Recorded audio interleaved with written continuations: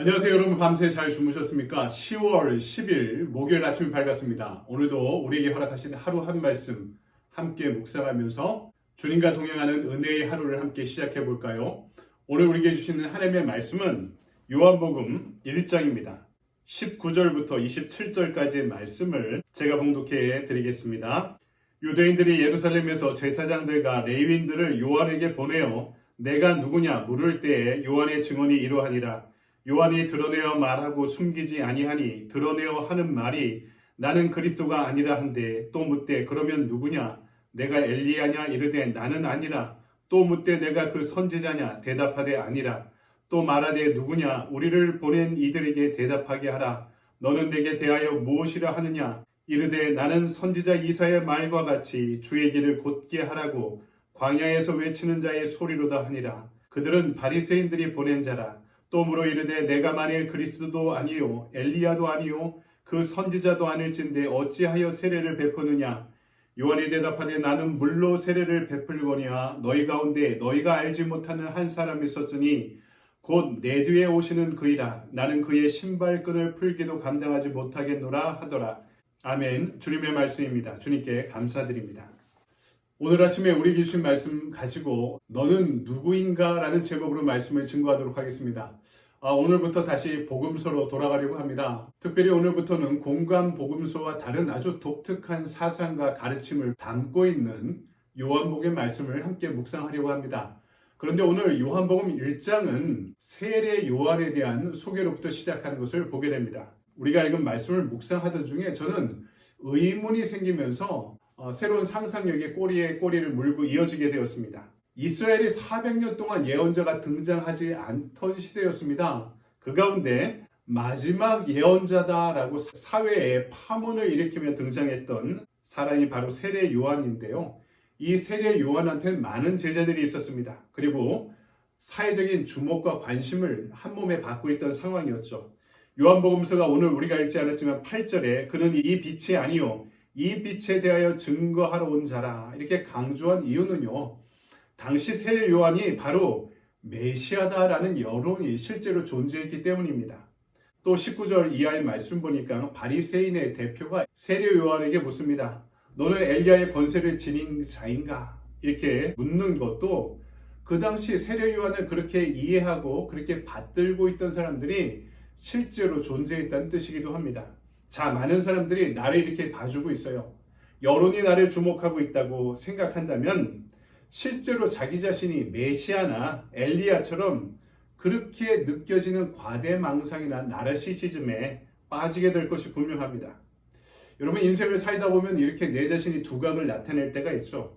남들이 인정해주고 또 내 자신이 느끼기에도 일이 잘 된다, 성공적으로 느껴지면서 성취감에 빠질 때가 있습니다. 이때 우리에게 필요한 것이 자기 부인의 신앙입니다. 그렇지 않으면 평생 그 성공에 매여 하루하루를 살아가게 될 것입니다. 나는 이렇게 유능한데 세상이 날 인정해주지 않는 것 같다, 몰라준다 라는 생각을 품고 사는 것 같습니다. 교회에서도 특별히 대형 교회 목사님들이 이런 유혹에 빠지는 모습을 보게 됩니다. 지금 요새 한국을 보니까요, 마리아입니다. 얼마 전에 로잔 대회라는 세계 복음화 대회가 한국에서 열리게 되었는데요. 모 목사님과 모 대형 교회가 이 대회를 주도적으로 유치해서 진행하게 되었습니다. 그러니까 그 경쟁 관계에 있던 다른 대형 교회 목사님이 그 로잔 대회에 참여하지 못하니까 광화문에서 200만 명이 모이는 복음화 집회를 주도하겠다라고 이렇게 선언했습니다. 생각해보니까 이 메시아가 되고 싶은 사람이 너무 많습니다. 그분들은 부탁하건대 내가 이 시대의 대안이다라고 생각하지 말고 오히려 내가 죽어야 이 시대의 한국교회가 살아난다 라고 생각해 주셨으면 좋겠습니다. 오늘 5절을 보니까 빛이 어두움에 빛이 되어 어두움이 깨닫지 못하더라 이렇게 말씀하죠. 빛이란 것은 어두움을 밝히 드러내는 기능을 합니다. 그리고 은폐되어 있는 것을 드러내 보여주는 역할을 하죠. 예수께서 빛으로 세상에 오셨는데 어둠에 있는 사람들이 너무나 많아서 예수님을 두려워하기도 했습니다. 또 그 시대에 그 빛을 왜곡시키는 무엇인가가 존재하고 있었습니다. 하지만 오늘 우리가 예수님을 직접 만나게 되면은 내 안에 감추어졌던 어둠이 드러나기 마련입니다. 내가 그동안 얼마나 잘못된 삶을 살아왔는지, 그리고 내 안에 깊이 숨겨진 죄가 얼마나 수치스러운지를 깨닫게 될 것입니다. 그래서 우리가 예수님을 만나면 통해자복할 수밖에 없는 존재가 바로 나라는 사실을 깨닫게 되는 것이죠. 하지만 어떤 이들은 반대로 그 빛이 무서워서 그 빛으로부터 어둠을 향해 숨어버리던가, 아니면 마치 자신이 빛인 양 살아가기도 합니다. 분명 세례 요한에게도 유혹은 있었을 것입니다. 미국의 저명한 사회학적 성서신학자인 하워드 키라는 분은요, 예수님에 대해서 연구하던 중에 예수님께서 공생의 초기에 세례 요한과 그를 따르는 이들의 활동이 너무나 왕성해서 잠시 뒤로 물러나신 적이 있다고 이렇게 주장하기도 합니다. 그리고 요한이 옥에 갇히고 나서야 예수님의 공생애를 본격적으로 진행하셨다라고 해석하기도 합니다. 그런데 성경을 보면 실제로 하워드 키의 해석이 이해가 되는 그런 말씀들이 나옵니다. 누가복음 7장을 보면 세례 요한이 예수님께 제자를 보내서 이렇게 묻습니다. 당신이 진짜 메시아가 맞느냐라고 묻는 장면이 나옵니다. 세례 요한도요, 실제로 어느 시점에는 예수님의 메시아됨을 혼란스럽게 받아들였던 적이 있음을 반증하고 있습니다. 바울이 소아시아 지역을 선교할 때 심지어 예수님을 몰라도 세례 요한의 복음을 알고 믿고 있던 사람들이 있을 정도로 당시 세례 요한의 영향력은요, 한때 예수님의 영향력과 인기를 능가했던 적이 분명히 있었을 것입니다. 그랬던 세례 요한도요, 자기 자신의 정체성을 메시아에 가까운 존재로 이렇게 받아들이고 싶은 유혹이 없었을까요? 분명히 있었을 것입니다. 하지만 세례 요한은 어떤 길을 결국 선택합니까? 그는 자기 부인의 길을 걸어갑니다.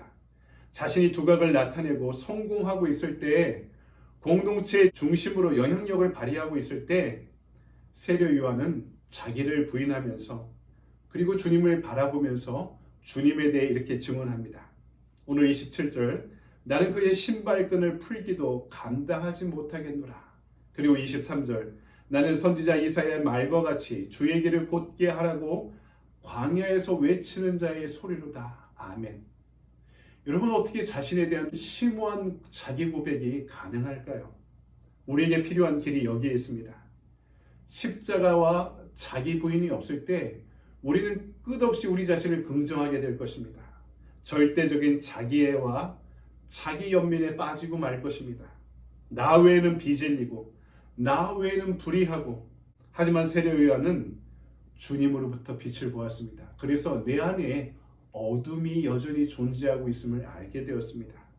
하지만 그 빛으로부터 숨거나 떠나지 않았던 것입니다. 오늘 14절 말씀은 말씀이 육신이 되어 우리 가운데 거하심에 우리가 그 영광을 보니 아버지의 독생자의 영광이요 은혜와 진리가 충만하더라, 이렇게 전하고 있죠. 신이 인간이 되셨다는 것, 빛이 어둠에 찾아오셨다는 것은 하나님의 자기 희생을 말합니다. 창조주가 피조물의 한 부분이 되신 것이고 전능자가 나약한 이가 되신 것이기 때문에 그분의 말은 실언이 아니라 말씀이 되셨던 것입니다. 여러분, 성육신의 소식은요, 인간이 들을 수 있는 소식 중에 가장 복된 소식임을 믿습니다. 동병상린의 법칙이라는 것이 있죠. 그 입장에 서야 그 사람을 알 수 있습니다. 하나님께서 인간을 알기 위해 인간의 어둠 한가운데로 찾아오셨습니다. 그 정도로 인간을 사랑하셨던 것이죠. 세상에서 너희가 겪는 실패가 무엇인지 알기 위해서, 세상에서 너희가 겪는 아픔을 내가 경험하기 위해서, 세상에서 너희가 겪는 사단의 무시무시한 시험을 나도 감당하기 위해서, 그래서 성육신의 사랑만이 여러분 우리를 구원할 수 있는 것입니다. 그 성육신의 진리만이 세상을 구원하고 변화시킬 수 있는 것입니다. 사랑하는 여러분, 예수님만을 드러내는 것이 힘든 것만은 아닙니다. 아니, 반대로 진정한 기쁨을 경험하는 길이기도 합니다. 예수님을 모를 때는 주의 길을 예비하라는 요청에 안 돼, 넌 그게 말이 된다고 생각해, 어떻게 그렇게 살 수 있냐? 이렇게 대답할 수도 있습니다. 그러나 예수님을 만나고 따르는 사람들에게 예수님을 드러내고 그분의 길을 예비하는 것은 너무너무 기쁘고 영광스러운 길인 줄 믿습니다. 세례 요한은 그래서 행복한 삶을 살았던 것입니다. 요한복음 3장의 세례 요한의 제자들이 스승에게 와서 이렇게 이릅니다. 예수님이 세례 주는데 사람들이 전부 그분에게만 갑니다. 이제는 스승에게 찾아오지 않습니다. 보통 사람 같으면 질투심으로 얼굴빛이 변하고 군중의 기업으로부터 잊혀져 가는 것에 대해서 외로움을 느낄 만한 상황이죠.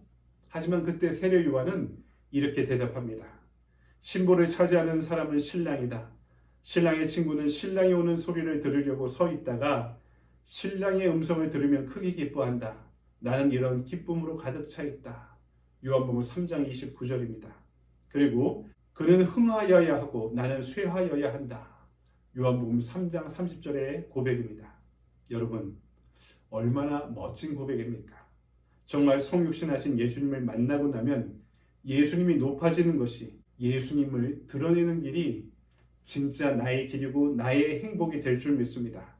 오늘 하루 종말의 때에 다시 오실 주님을 기다리며 그분의 길을 곧게 예비해 나갈 수 있는 저와 여러분의 하루가 되기를 주님의 이름으로 간절히 축원드립니다. 아멘. 적용의 질문을 볼까요?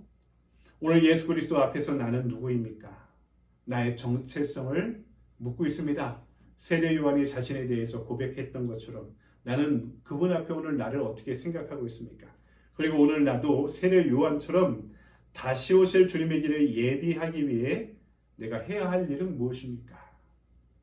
세례 요한이 세례를 주고 회개를 촉구하며 예수님의 다시 오심을 준비했듯이 오늘 나는 주님께서 다시 오실 날을 준비하며 그분의 길을 어떻게 맞이하겠습니까? 묻고 있습니다. 오늘 이 진리의 말씀을 또 묵상하고 궁구하고 하루 종일 순종하며 적용할 수 있는 저와 여러분의 복된 하루 되시기 바랍니다. 여러분 오늘도 이 복음 안에 좋은 하루 보내십시오. 감사합니다.